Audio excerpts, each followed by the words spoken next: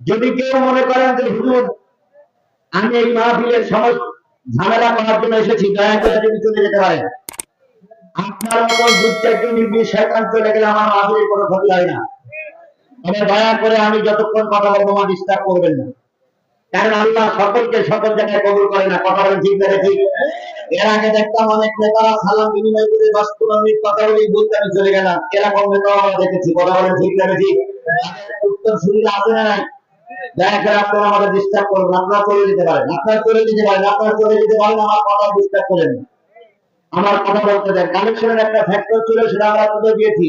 এখন যদি কমিটির কোন লোক মনে করে যে আমি থাকবো না, তাও পেয়ে যেতে পারে, কিন্তু আমাদের কথার উপরে কোনো বিঘ্ন সৃষ্টি করেন না। অনেক গুরুত্বপূর্ণ কথা আজকে আমাকে বলতেই হবে, কারণ আমরা এখন যে বিপদ আছি, আগের থেকে বিপদ আমাদের পুরে যায়নি। কথা ঢুকতে আগে মোকাবেলা করছি তাদের, আর এখন মোকাবেলা করতে হবে মোনা থেকে। আসলে সেই তো মোনাফেক বেশি ক্ষতি করার কথা বলেন ঠিক না ঠিক? সুতরাং মোনাফেক কারা কিভাবে করতে হবে সেগুলো আমাদের দিক নির্দেশনা দিতে হবে। এই জন্য সকলে দয়া করে চুপচাপ বসুন। কত নম্বর পারা? কত নম্বরে পারা? কত নম্বর সূরা? সূরাটার নাম সূরা হাদীদ। কি সূরা? হাদীদ। 29 আয়াত, 4টি রুকু। মদিনায় অবতীর্ণ সূরা সমূহের ভিতরে একটা অন্যতম সূরা নাম হলো হাদীদ।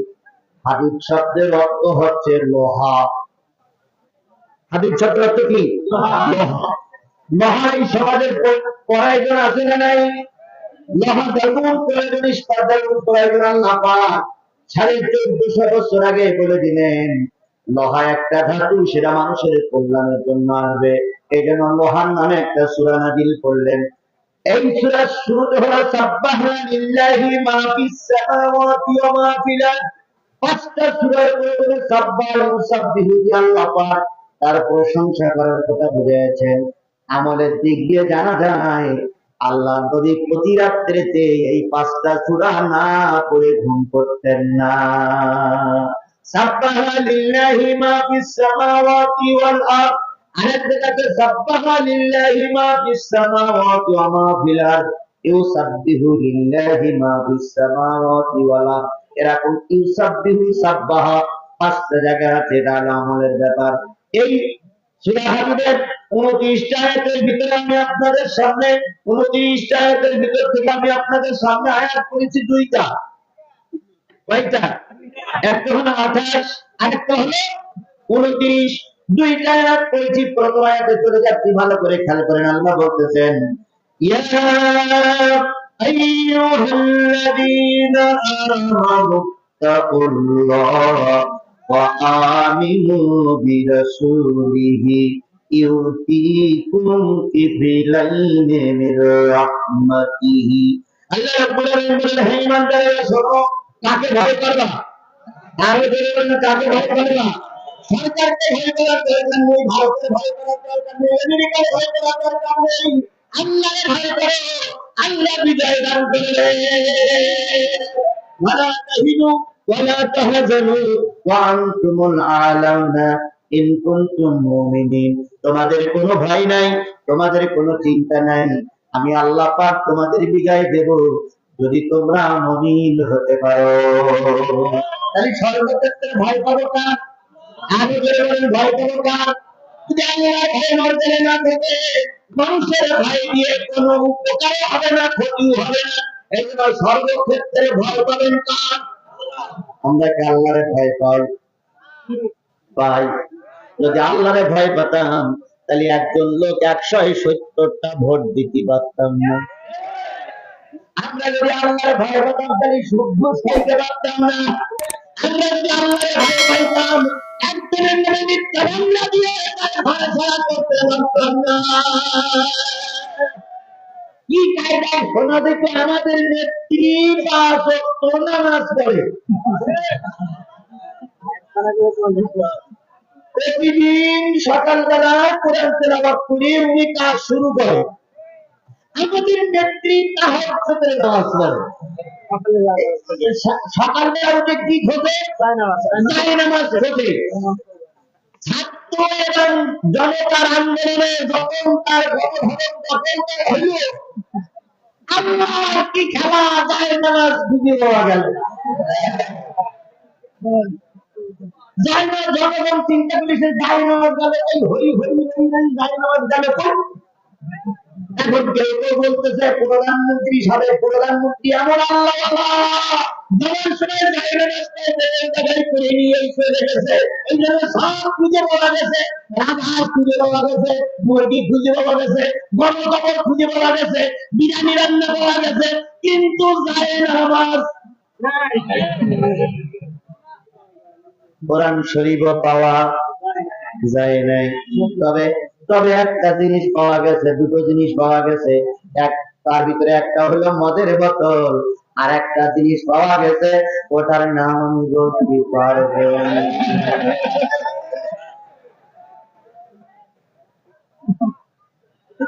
আমি চিন্তা করি বুড়ি পাওয়া যায়, আমি যখন 98 বছর বয়স ছিল তখন আমি কি করেছি আল্লাহ।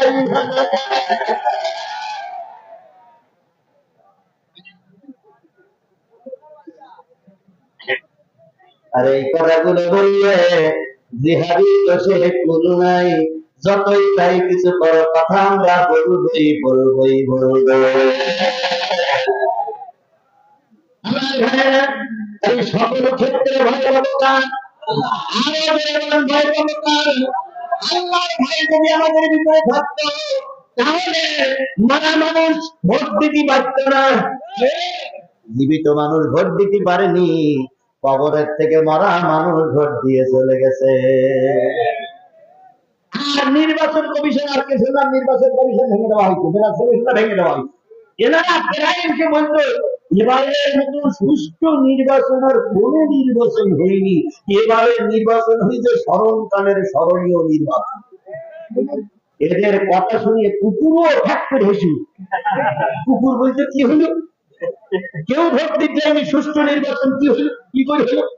তাই সাংবাদিকরা লিখেছিল সুষ্ঠু হয়েছে নির্বাচন, ভোট দিয়েছে প্রশাসন। সুষ্ঠু হয়েছে নির্বাচন, ভোট দিয়েছে প্রশাসন, তাকিয়ে তাকিয়ে দেখেছে জনগণ। কি কথা ঠিক না ঠিক? এরা যখন মায়া কান্না কান্দতেছে ভারতে বসে, আমি ভারত সরকারকে এই লক্ষাধিক মানুষের মাঝে হুঁশিয়ার করে দিতে চাই, আপনি যদি আওয়ামী লীগের সঙ্গে সম্পর্ক রাখেন তাহলে জনগণ আপনাকে সেলুট দেবে না, বরং জনগণ আপনাকে থুতু দেবে।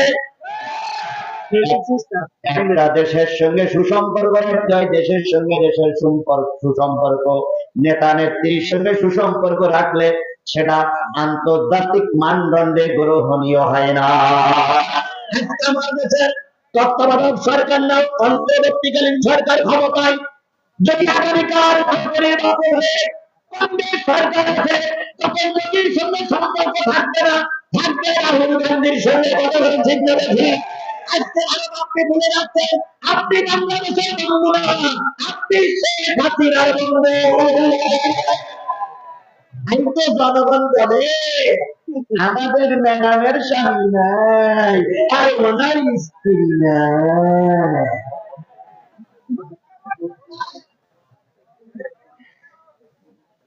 চলবে চলবে চলবে।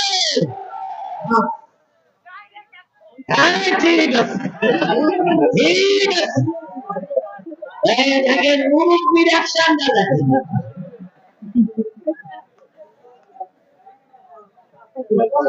এই মুরব্বী প্রায় জায়গায় থাকে, আল্লাহ ওনারে কবুল করুক, সকলে বলুন আমিন। আমি বলতেছিলাম তাহলে কার ভয় পাবেন, আর ধরে বলেন কার ভয় পাবেন, এবং রাসূলের আনুগত্য করে চলবেন। চললে কি হবে? ইউতিকুম কিফলাইনি মির রাহমাতিহি, যত রহমতের আশা তোমরা করতেছিলে তার চাইতে ডবল রহমত আল্লাহ তোমাদের দিয়ে দেবে। আমরা বাংলাদেশ জামাত ইসলামের মুরব্বী বুড়োরা যারা আছি অনেক পিছিয়ে পড়েছি, শুধু লাইফ দিতে হয়েছে, পরিবর্তন আনতে পারিনি। কি কথা কি ভাই বলে না, ঠিক বললাম? আমরা ময়দানে গ্রাম আন্দোলন করি, কথা বলে ঠিক করেছি, কিন্তু সমাজের পরিবর্তন আনতে পারি। বিএনপি কম রক্ত দেয়নি, গঞ্জেল ঘাটেনি, কিন্তু সমাজেরকে করতে আনতে পারেনি।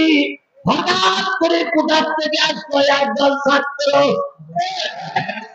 পরে যাচ্ছে যাচ্ছে আস্তে আস্তে যাচ্ছে, কোথার থেকে আসলো একদল ছাত্র, আর ওই ছাত্রের সঙ্গে যোগ দিল রিক্সাওয়ালা, কুলি মজুর, ভ্যানওয়ালা, ছোট্ট ছোট্ট বাচ্চারা যোগ দিল। আর যোগ দিল মাত্র একটা কথাই, যে রাজাকারের স্লোগান দিয়ে আব্দুল কাদের মোল্লারে ফাঁসি দেওয়া হলো, যে রাজাকারের স্লোগান দিয়ে মতিউর রহমান নিজামীরে মারা হলো, এই স্লোগান দিয়ে কি বলে সাবেক আমির সেক্রেটারি জেনারেল আলী হাসান মোহাম্মদ মুজাহিদকে ফাঁসিতে ঝুলানো হলো। একই ট্যাগ দিয়ে একই কথায় এই সরকারের পতন হলো, একই কথা। হ্যাঁ ঠিক ঠিক, আমার বলতে দেখি না, অনেক দূর যেতে হলো আমাকে। ওরা স্লোগান দিয়েছিল পাতে কাদের মোল্লা তুই রাজাকার, তুই রাজাকার, নোতে মতিউর রহমান নিজামী তুই রাজাকার, তুই রাজাকার, দন্ত সাহিত্যে সাইদি তুই রাজাকার, তুই রাজাকার। কথা বলে ঠিক না ঠিক? তৈরি করে তুই রাজাকার, তুই রাজাকার, সেই একই রাজাকারের স্লোগান দিয়ে দেশ স্বাধীন হয়েছে। সুবহানাল্লাহ, সুবহানাল্লাহ, সুবহানাল্লাহ। কি স্লোগানটা কি? যখন বলতে দেন, যখন কি বলে কোটা সংস্কারের পক্ষের আন্দোলন করলো, তখন আমাদের সাবেক ডাইনি বুড়ি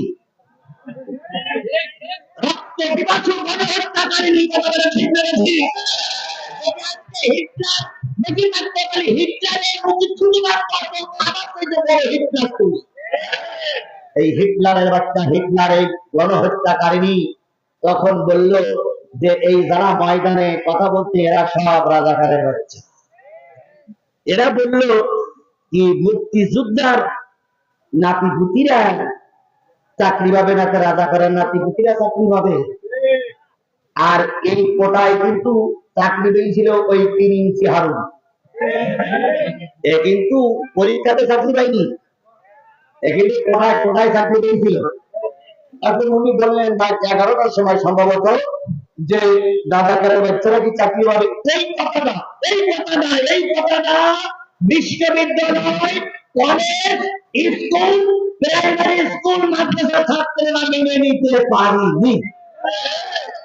তাই তারা বিশ্ববিদ্যালয়ের সকল গেট খুলে বাইরে এসে বলল তুমি কে, আমি কে, তুমি কে, আমি কে, কে বলেছে, কে বলেছে, তুমি কে, আমি কে, কে বলেছে, কে বলেছে। স্লোগান শুরু হলো, পেত্নির বাচ্চা, পেত্নি ডাইনি বুড়ি এবার আরো উগ্র হতে শুরু করলো। কথা বলেন ঠিক না ঠিক? আমরা দুইটা পুলিশি, কেউ পুলিশি, কেউ পালাইছে, বিএনপি পালাইছে, জামাত ইসলাম পালাইছে, সিরিয়ালারা ময়দানে থেকেছে, তারপর অনেক সময় ময়দান ছেড়ে দিতে বাধ্য হয়েছে। কত মামলা খাওয়া যায়। বিএনপির ছাত্র দলের নেতারা ময়দানে ছিল, গুলির মুখে অনেক সময় ইসলাম মারতে বাধ্য হয়েছে। কিন্তু এই যে যুবক কিছু ছোট ছোট বাচ্চারা আমার বোনেরা রাস্তায় নামলো, যত লাশ করেছে ততই তাদের আন্দোলনের দেখতে গেছে।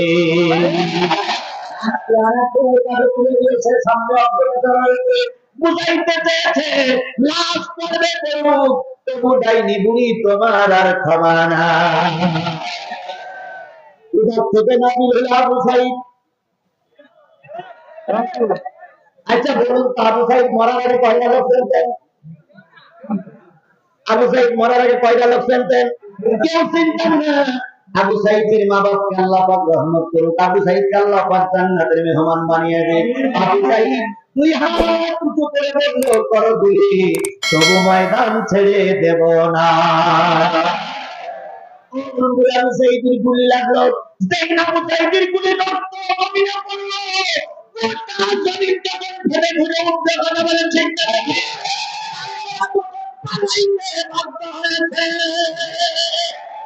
এবার আল্লামা সাইদীর সেই কথাটা মনে পড়ে গেল, এমন একটা সময় আসবে জালেমেরা জুলুম বন্ধ করো, আলেম ওলামাদের করে অত্যাচার বন্ধ করো, নতুবা এমন একটা সময় আসবে পালানোর জন্য ইঁদুরের গর্ত খুঁজে পাবা না। একই অবস্থা হয়েছে, পালানোর জন্য গোটা বিশ্বের কেউ গায়ে হাত দিচ্ছে না। আমেরিকা লাল কার্ড দেখাই দিয়েছে, ঢুকতে পারবে না। লন্ডন লাল কার্ড দেখাইছে, ঢুকতে পারবে না। জাপান জার্মান লাল কার্ড দেখাইছে, ঢুকতে পারবে না। ভারত বলতেছে কোন রকম 1.5 মাস থাকতে পারবা।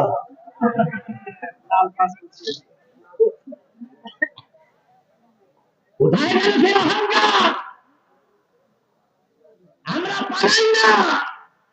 কোথায় গেল সে অহংকার? আমরা আমাদের নিজেদের নেতা বক্তব্য তালাশ করে রেখেছি। আমরা সাইদির জানাবায় আমি সবার আগে থেকে জানাবা করেছি, কান্নায় চোখের পানিতে খুব বাঁচিয়েছি, তবু আমরা ময়দান ছেড়ে দেয়নি। আপনারা এত ক্ষমতার বাহাদুরি দরকার যেখানে মেদান। আমি অনেক আগে বলেছি এমন সময় আসবে পায়জামার গিয়ে দড়ি দেওয়ার সময় পাবে না। আমার তো অস্তা মনে হয় রেকর্ড এখন আপনাদের কাছে বাজে। সে সময়টা আসেনি, কি কায়দায় বললো আমার 2 ঘন্টা সময় দেন। সেনাবাহিনীর প্রধান বললেন, সেনাবাহিনীর প্রধান তো তোমার আত্মীয় বলো, উনি বললেন ম্যাডাম ওরা এসেছে সাবাক পর্যন্ত, সেখান থেকে যদি পায়ে হেঁটে আসে 40-45 মিনিট, এর বেশি সময় আপনি পাবেন না, দয়া করে আপনি বেডিং পত্র গোছান। উনি যখন বললেন যাওয়ার আগে অন্তত একটু কথা রেকর্ড করে যায়, সেনাবাহিনীর প্রধান বললেন তাও হবে না। উনি বললেন তাহলে আমি কাপড় চোপড় গুলো নেই, তাই আপনাদের রং ঢং, এখানে কাজল ওখানে তিল, এখানে একটু ওখানে কি, এই করতে করতে 40 মিনিট চলে যাবে। তারা করে দেই ধরি পারবে আপনার।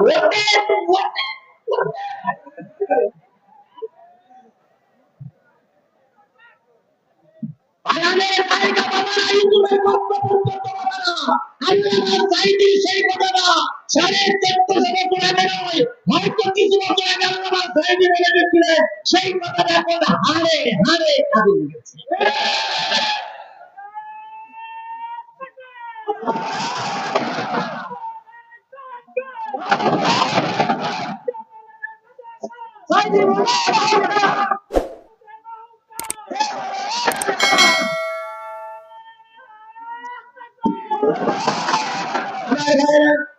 আল্লাহর রহমত আমরা যা চেয়েছিলাম তার চেয়ে বেশি পাইছি। কত বলেন ঠিক না ঠিক? আমরা চেয়েছিলাম শেখ হাসিনা সুষ্ঠু একটা নির্বাচন দেখ, তাই চেয়েছিলাম না? কেয়ারটেকারের সরকারের মাধ্যমে সে থাক, কিন্তু কেয়ারটেকার সরকারের মাধ্যমে সেটা কি দেখ, সুষ্ঠু নির্বাচন দেখলাম, সব দল অংশগ্রহণ করি, এইটা চেয়েছিলাম না?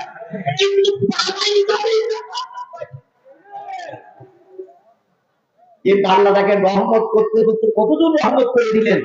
আল্লাহ বললেন তোমরা চাইছিলে সুস্থ নির্বাচন, আর আমি চেয়েছি এর কারণে আরাম কিন্তু করতে পারবে না।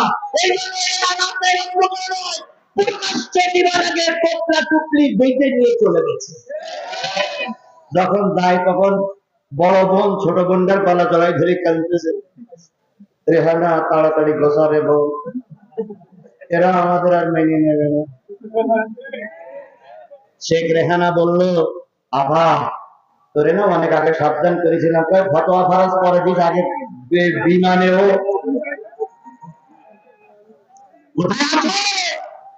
আজকে শিক্ষা আল্লাহ কখনো অহংকারীদের সহ্য করে না।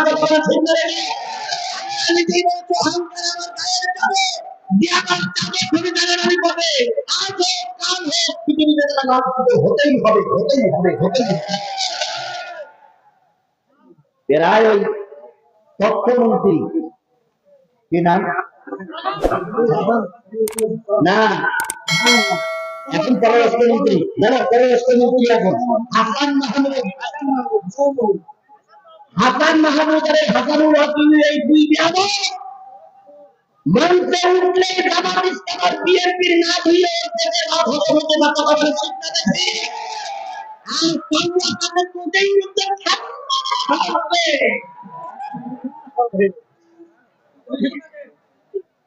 আজকে আমরা তোমাদেরকে বলতে চাই তোমাদের শিক্ষা এর থেকেও যদি না হয় তাহলে এরপরে জনগণ জুতা পিটা করে আর এক দফা শিক্ষা দেবে। এই জন্য বন্ধুগণ বলতে চাচ্ছি,